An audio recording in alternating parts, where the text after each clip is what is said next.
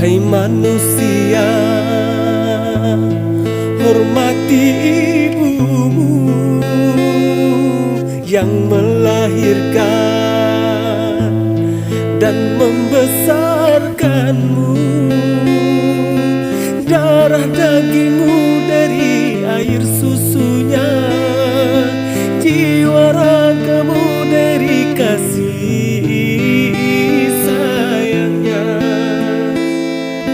Dialah manusia satu-satunya yang menyayangimu tanpa ada batasnya.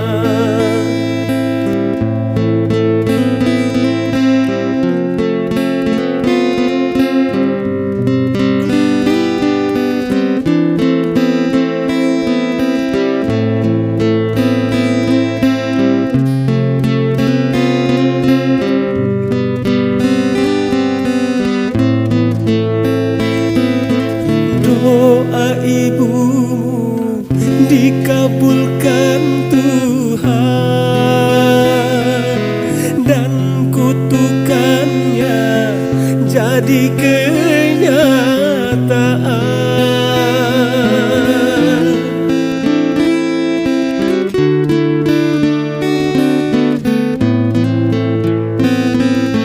Ridho ilahi karena ridhonya, murka ilahi karena murkanya.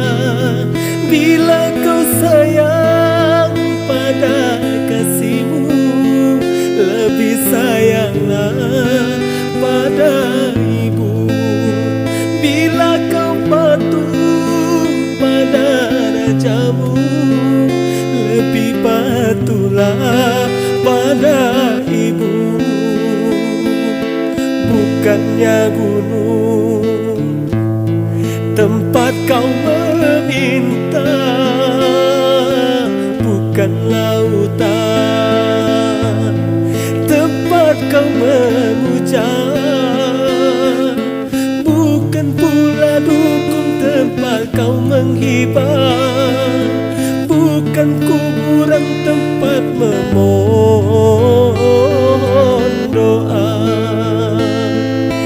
Tiada keramat yang ampuh di dunia selain dari doa ibu jua.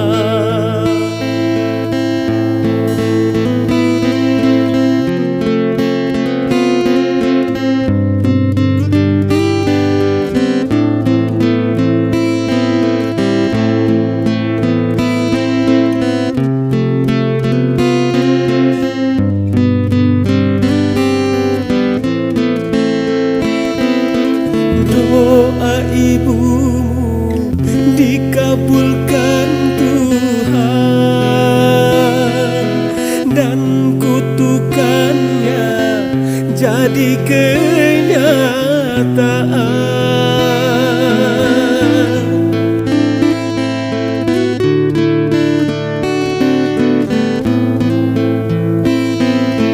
Ridho ilahi karena ridhonya,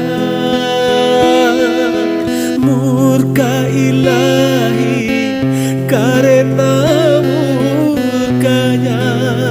Bila kau sayang pada kasihmu, lebih sayanglah pada ibu. Bila kau patuh pada rajamu, lebih patuhlah